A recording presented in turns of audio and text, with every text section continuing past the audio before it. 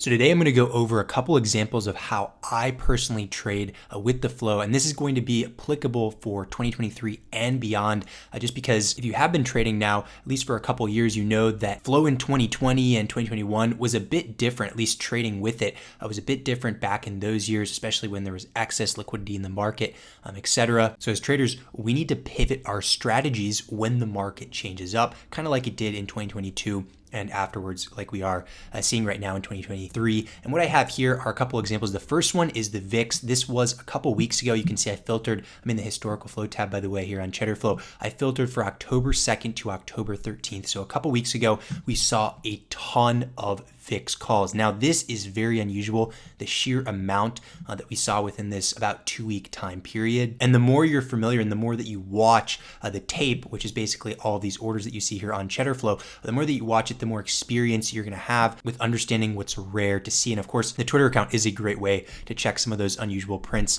because a lot of the ones throughout the day are posted on there. But regardless, we did have a lot of VIX calls. And there was a couple things that stood out to me and is why this was so crucial that we saw all these calls. The first one being they were a ton in terms of quantity, just one after the other. If you look at VIX call and put flow on a regular basis, you know that it's pretty rare to see more than 3 or 5 large prints throughout the day. And by large, I mean over 500,000 in premium, which is what I have it filtered for, as you can see here in the filter tab. So the fact that we had all of these within a 2-week time period, one, is super unusual. And then two, the next thing that I'm gonna look at is how much premium is behind them. Look at this here. We had 1.1 million, 990,000, almost a million there, 1.4 million. Both of these equate to 1.2 million, 1.9 million, et cetera, et cetera. Some of these were being sold as well after they entered their position. So it's not just the calls, but it was heavily skewed, as you can see up here, 70.1% calls to 29.9% puts throughout this 2-week time period. So very heavily skewed towards the calls. And that's also where the bulk of the premium was coming from. You can see even as I scroll up here, 4.7 million premium. That's a lot. And these aren't super deep in the money or anything. These were out the money. You can see here, the strike was 22, over here 22, 27, 21, a lot of low 20s, which I'm going to get into here in a second on why they chose that strike. But as you can see, very unusual, the quantity, which is what I just said, as well as the premium along with it. Those are two variables that I like to look at when I trade flow related setups.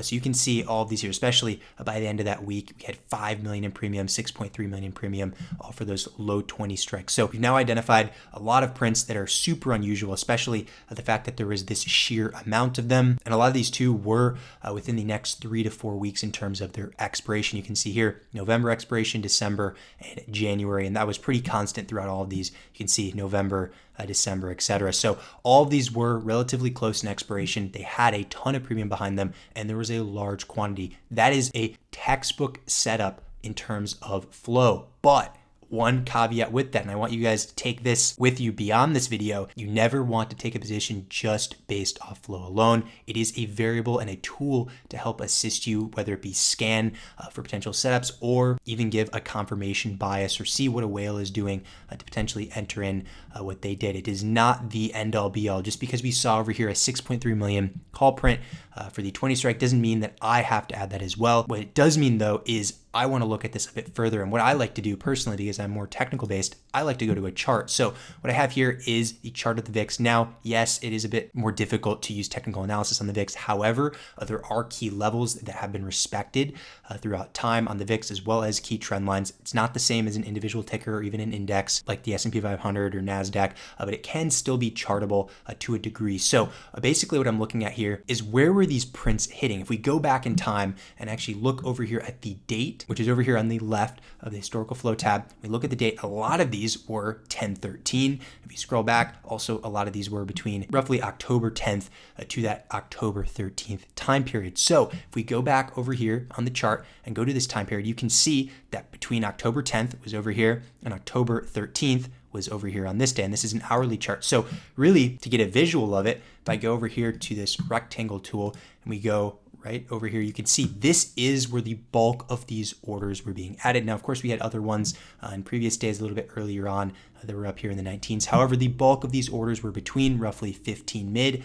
all the way up to 18. So we have a range established where the majority of these prints were hitting the tape. And again, these are very unusual prints as well. So what you can see is after all of these prints hit, we had a very large spike upwards. We had a pullback, a retest of one of my pivots over here, and then an even larger spike to the upside, which if you can see over here, it converges very nicely with a lot of those strikes. We had a 22 to 23 get hit here on the VIX, which if you remember, a lot of these strikes were the low 20s. We saw 21, 23, 19, 20, and even a higher one of a 25. It doesn't mean that it has to hit exactly, but they still were profitable on all of these prints. All these prints that you see here for the call side ended up being profitable because they added within this range here, and we saw a lot of upside afterwards. And even if it was just a hedge for an existing long position that they had maybe on an index or a big cap ticker, this hedge worked in their favor just because we did see a lot of that upside here on the VIX. So this is a perfect example of a flow-based setup working, and based on just technicals alone, I had this 1760 pivot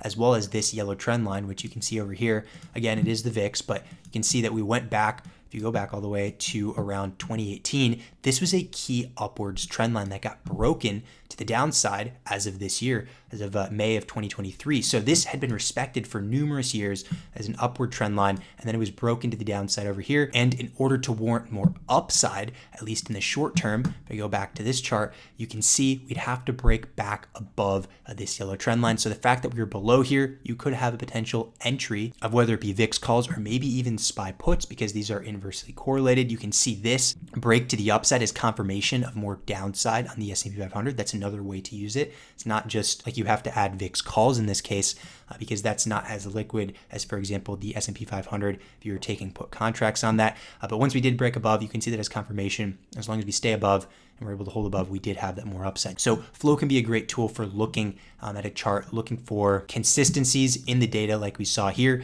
And as you can see, this was fruitful to the upside eventually. Next, I want to show you another example of how I used flow to signal a distribution pattern on QQQ. So if you filter QQQ flow for over 1 million in premium for this case, remember I used 500,000 for the VIX example, it is 1 million here. And go back to October 11th to October 27th. And I scrolled down to the bottom over here.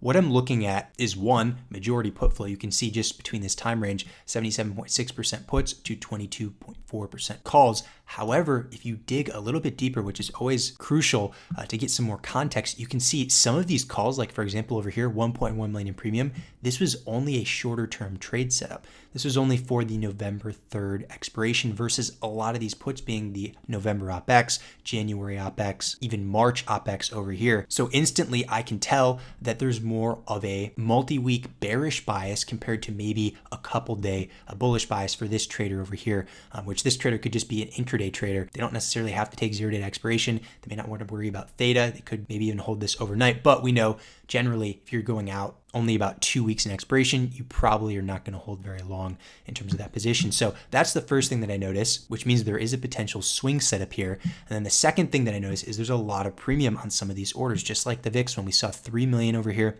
1.9 million, 2.7 million. These were all above the ask. As you can see over here under the side category, above the ask. So there was some urgency to them. And again, we did have both of these were January expirations. This one's a little bit shorter for this 1031, but they still have, relatively speaking, longer expirations behind them. And of course, like I did with the VIX, what I always do is I like to look at the technicals after I've identified a certain bias that has a lot of premium backing it. In this case, what you'll see over here is there was a hard rejection on this trend line for QQQ. I drew this trend line from the top, roughly the top of where we were before. This is the high from July 19th. And you can see over here, we did touch it 2 more times afterwards. So it's a known resistance. And on October 12th, we retested it and then had some consolidation afterwards. There was actually a lot of people that were looking to go long off of this. They saw this as a potential bull flag or consolidation before a higher move. However, again, the flow was overwhelmingly bearish during this time period. Like I just showed you, a lot of premium behind it, quite a bit of orders that were above the ask, and also a decent amount that were out the money as well. Plus, QQQ was unable to get above this trend line. Now, if we pretend it's, let's say, October 13th or October 16th again, again, there's a potential entry for QQQ puts in terms of just risk reward alone. So on the 15-minute chart, I can go over here. Let's say we're around October 16th. We know that if we were to cross roughly over 372 to 373 in this case, because that's a very critical downward trend line, then we'd have a lot more upside. So automatically I can use this trend line as my risk. So in this case, if we were to have, let's say, an hourly close, or you even could go for a daily close, just depending on your risk. Let's say if we had an hourly close above here, I would cut puts off of it. And let's say it's October 16th as well. If I were to add anywhere 368, 369, maybe even 370 if you caught the high of day, that means I only have about $3 to $4 of risk, maybe even $5 on the high side, for a lot more potential reward. Because remember, if you go back to the daily chart here, the trend is a lower low, like you can see right here, and a lower high. We've seen it multiple times already by this point. By October 16th, we saw this lower low over here. We saw a lower high. It is lower than the high previously on July 19th.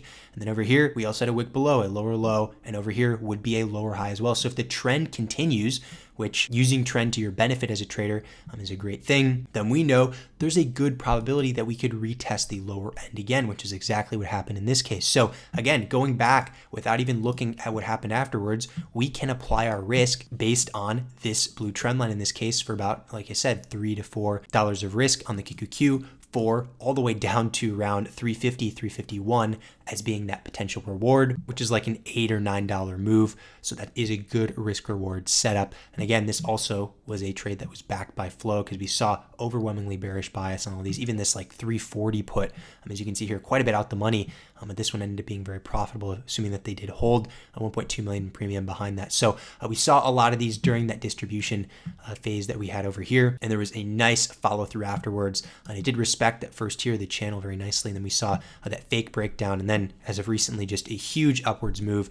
If you've been watching our videos that we do on Sunday and Wednesday, been referencing this major bounce so far. So we have received it to an extent at the moment. So I like what I'm seeing so far. And I also always like to see when flow is confirming my own bias and potential setups that I have, just because that is a great variable to use in conjunction with your own methods. Because remember, like I said earlier in the video, you never want to just trade on flow alone. You want to pair it with other variables, as you should always do in trading. It's never good to only rely on one variable. It's always great to add all of them together to formulate your own trading thesis. So other than that, hopefully this was helpful. There are a ton of ways to trade based on the flow. These are just two examples of many that I use. Regardless, if you have any questions, you can always ask us in the comments below and we'll get to them. And I will see you guys in the next video on Sunday.